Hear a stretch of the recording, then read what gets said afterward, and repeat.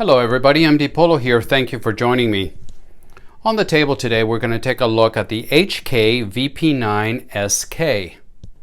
Now this is not a new pistol to market, but it is new to the channel. It is new to my carry rotation. And let me tell you up front, this is quickly becoming one of my favorite pistols to carry.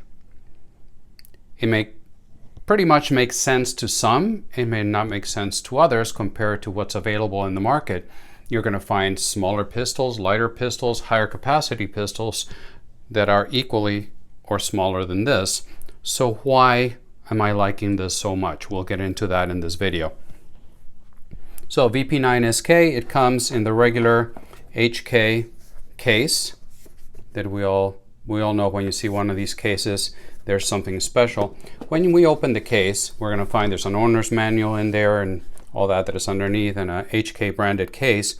But you have a nice fitting area where the gun fits nicely. The extra mag that comes in here. You got a speed loader, speed quote unquote. You get replaceable back straps. It comes with 3 of them, 1 installed in the pistol, 2 extra ones. Plus you can also replace the side panels. So I believe between all of that, you got about 27 different combinations that you can have for your grip texture, for your grip sizes. So very well done, and you get a lot of options there. It comes with 3 mags, 10 round mags, flush fit like you see here, but you also get 2 10 rounders that have the pinky extension. Now, before we get into more specifics about the pistol, please know that the pistol has been safety checked, but we'll do it again, especially because this is my carry weapon, so the mag is loaded, but the pistol is unloaded. Okay, so this is what the 10 rounder looks like. And by the way, I've been using Fort Scott munitions with a nickel plated and spear tip. This is the 80 grain, and this pistol absolutely loves it. The VP9SK just absolutely loves this round. It's tremendously accurate. It screams out of the pistol, and it's just a fantastic round. So this is what the flush fit looks like. I have medium-sized hands, so this is what it's going to look like. I got plenty of room, and I do get enough of my pinky finger in there that makes it very comfortable. Now, to show you what the other mag, double check again, to show you what the other one looks like, this is the 10 rounder that has the pinky grip. Now, the ergonomics here are superb, absolutely fantastic. The gun just melts into your hand. It's like it was molded for it. The downside, and I'm sure you've heard that one before, you got all this room for the pinky, and they did not give you any extra capacity. So you get 2 of those, gives you better ergonomics, but you retain only the 10 rounds. Now, what I did purchase separately was the 13 rounder. So now with this, you got 13 plus 1. But it's quite a bit longer. You do get a full grip on it now. But now you're getting into, well, mid-size pistol type of grips, but also only with 13 plus 1. We'll touch base on that a little bit later. So let's start looking at it from top to bottom. You've got dovetail sights, metal sights. Now this is the LE version. That's why it was supposed to come with 3 mags. It only came with 2. I had to buy an extra one of the pinky extensions. But I'm sorry, no, the extra one that I bought was the 13 rounder. It did come with the 3 mags. And it also comes with night sights. The LE version, not to confuse it with the LEM version, which addresses the trigger. The LE version gives you the night sights, and it gives you the extra mag. The night sights on this one, they're made by True Glow. So there they are. You got a nice ledge back here in case you need or want to make those one-handed manipulations. The slide itself is nitrocarburized steel. It is another way of saying what HK calls it the hostile environment finish. And that hostile environment finish coats everything else in the pistol, external and internal, that is metal. So that's something that is very nice about HK. There's the external extractor. In the back, it's something that has been, maybe we want to say, controversial for some people, and that is the charging assist handles, ears, whatever you want to call them, right here. They're polymer that HK puts. I think they do a fantastic job. Focus catch up. You grab them back here, although you have very positive serrations that allow you to handle from anywhere you want, and these are some of the best working serrations that I've had in pistols. But this is just an added value. For those of you that don't like them or just want them gone, you can remove them and put a plate in there, and then you have no problem whatsoever with something that I think is very useful. Take a closer look there. Looking at the back, you have a cocking indicator. So when the gun is charged, I don't know if it'll show up there, you'll see it'll show up that little red light, red dot there. Now, of course, that doesn't mean that there's a bullet in the chamber, but it does mean that the striker is cocked. When you fire, you see it goes away. I don't really care, because to me, you do a visual inspection and a tactile inspection, and that's how you find out whether your gun is loaded or not. This just tells you that the striker is cocked or not. Now, the one downside that I've seen from carrying this, and I have been carrying this almost every day, is that when maybe the light will show better there, fuzz, dirt, lint, this little hole here tends to get pretty dirty. And as clean as I keep my guns, and I clean them every time that I go to the range, this little hole is just like a garbage can. Things do fall in there. Now, HK Parts sells a plate that you can put back here to replace it, if that's what you want to do, and just block that hole. Let you take a look at it a little bit more. The gun is completely ambi from the box, and you got your takedown lever here. You got your slide lock that it's ambi on both sides, of course, and you got the mag release, which is very, very positive. And it's the paddle style. Some people call it European style. I'm not sure why they call it European style, because most European guns don't have it. It's mostly HKs and Walthers, but I think it's wonderful. It works very well. I just use my trigger finger and the mags just fly out of there. You can, if you want to, use your thumb, but I find it either use your middle finger, your trigger finger on your strong hand, and it works well. But you got a fully ambi pistol right out of the box. On the other side, by the extractor, you can see up here on the red, it's got a little, I'm not sure, my light will pick it up there. The extractor, you see that little red area right there? When you have a round in the chamber, that will pop out even more and show you more of the red and letting you know that you actually have a round in the chamber. Take a look at it. It's got underneath, now getting into the frame area, you got a polymer grip. All the controls are recessed into the frame, so they do a good job there staying out of the way. We spoke about the controls being ambi.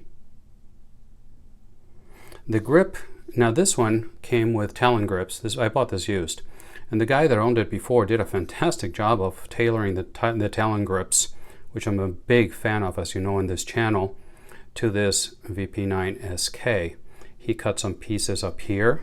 I'm not sure if the focus is helping me here, but he cut some pieces up here and then actually custom cut the finger grooves and the back panel on both sides.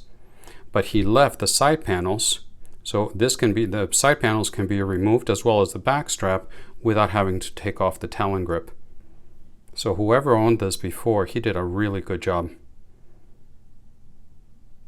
So again, ambi controls. This is the size of a surfboard, but ambi controls. And you've got a pick rail with a 3-slot pick rail here. And also, if you take a look at the trigger guard, it's a very ample trigger guard. Looking at it from the bottom, you see that it really protects the trigger area, how it's wider here. But also they did away with a valley with an indentation that was inside, And on prior HKs, see if I can get the focus to work a little better. On prior HKs, there was a void in there underneath the trigger, created a bit of a valley, and it rubbed my finger every time that I pull the trigger, and it was actually it would make me sore and make me stop shooting. But that's gone in the VP9SK. Now, another advantage to this VP9SK, in addition to the mags that I showed you right now, the 10 round flush, the 10 round with a pinky extension, and the 13 rounder, it will accept all the mags from the P30SK, I'm sorry, and also the regular VP9, the 15 rounders, or the P30 mags. So you have a lot of options as far as mags are concerned. So the trigger, of course, is a striker fire trigger. And this one has been consistently pulling around 5 to 5.5 pounds. Let me see if I can show you this. So you got your trigger safety that disappears completely into the trigger shoe, which I like. And just like the Smith & Wesson, to me, if you look at the shape of the trigger, to me it looks like a duck. Got the eye, you got the bill. Anyway, digress here. Take a look at the trigger. You start to pull and you hit a wall there. Then you got a little bit of a creep and a break. Not much of a creep at all, but you got a little bit. And the reset is going to be a little bit further out than I like, but it's very predictable, it's tactile, and it is audible. Look. It does push your finger out, sort of like a Glock, but it's smoother. Very, very, very nice trigger.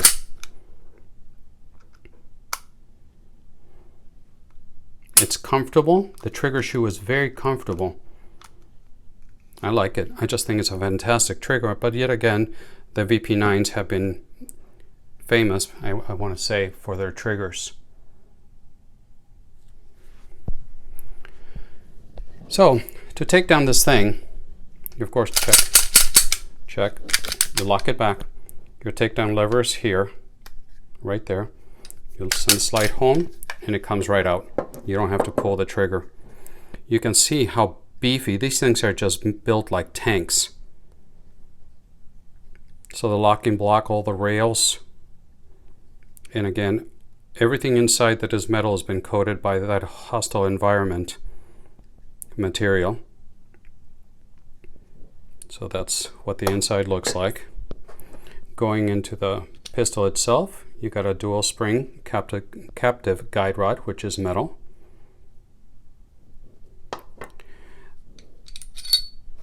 The barrel, it's got a highly polished feed ramp, and it's a cold hammer forged polygonal barrel. It's cannon grade steel. I'm not quite sure what they mean by cannon grade steel, except what my mind assumes it is, or if it's just a marketing ploy. But there's been samples of the P30SK, which uses the same barrel, that have gone something like 60 or 90,000 rounds. So it's just absolutely crazy. It's a 3.9-inch barrel. 3.39-inch barrel. And everything inside of it, like I said, the guide rod, everything is steel. So to put it back together, just like most other guns, so let me show you this here. So it's got some wear there, but it's just so well done. And you got the safety mechanism here, which works different than the plunger that the Glock uses. But to put it back together, just barrel goes in, guide rod. Sorry, trying to do this around the camera. Tripod goes in right there. Then in it goes. Lock it. Check for function. Fire. We're ready to go. So overall, I'm telling you, I just absolutely love this pistol. It is a bit larger than a Glock 26. It is smaller than a Glock 19 if you want to look into Glocks. So where does this fit? Why would I even consider carrying a 10-round gun that in this environment that is this big? Well, let me tell you why. Because I shoot it very, very well. Now, if you're going to compare it to the SIG P365, now it's unloaded, no mag. And this is my regular P365 that has the XL grip frame installed, and the grip frame was textured. I love the grips texture here by Rocket City Stippling. So check them out. He's an artist. But anyway, so you got a much smaller pistol, much smaller pistol than the HK. It's about the same length. Let's see if I can play with the focus here. So you can see it's smaller, and just my hands in front of it, both are unloaded, and we know that by now. We got about the same height, but it's heavier, and we got 10 plus 1, we got 12 plus 1. So again, why would I carry this over this? And by the way, this has been my carry pistol for quite a while until this came along. Why? Because I shoot this better. I don't have any problem concealing this. I got a holster from Phalanx Concealment, and you guys know those holsters. Let me get it for you. I'm sorry, I should have brought it out prior to the video. So if you heard any noise there, I'm sorry about that. But this is the holster that I carry it in, and it just conceals it perfectly. Listen to the retention. It's perfect. The fit, and he even cut it for a red dot in case, for whatever reason, maybe I wanted to mill this. But it is a wonderful setup. You can just make the gun disappear. His holsters are fantastic. So if you didn't catch that, that's Phalanx Concealment. And him and Harry's holsters are my favorite Kydex holsters. But so I'm very comfortable with this. It's a soft shooter, especially compared to this. So why would I carry it? Because I shoot it better. I know I'm repeating myself. But the other downside to the VP9SK is if I put the 13-round mag and you say I'm going to carry it with a 13-round mag, well, now you're getting into the territory of a midsize. Let me take this off so it doesn't distract and ignore the red dot. But now you're getting, even though it's smaller, you see it's almost the same size as the CZ P07. Height-wise, again, if we're not looking at the red dot, we're almost there. Just, look, just minimal. Hope the light is catching that. I'm not sure if I'm in focus, so my apologies if I'm not. But it's not that much smaller than the P07, and with this configuration, we got 13 plus 1, we got 15 plus 1. So on a similar size pistol, I also have a plus 2 on this, and I got 17 plus 1. Yeah, it is smaller, and ounces matter when you're carrying, but it's a gray area that which way do you go? I love this pistol, by the way. Absolutely love it. So there it is, the VP9SK. It's got some drawbacks. It's big. Round capacity is not where it should be for what's available in the market today, but I absolutely love it, and I shoot it very well. What are your thoughts? Do you own one? Do you like them? How do you compare? What do you think about it in comparison to like a SIG P365, maybe a Glock 43X, Glock 48? What else do you carry that you would compare it to this? And what are your thoughts? Thank you for sticking through the video. I upload videos every Friday morning and sometimes on Wednesday mornings as well if I have time. And I'm becoming very active on my Instagram account, so I would ask you to be kind enough to follow me there as well. So thank you, and until the next one, God bless.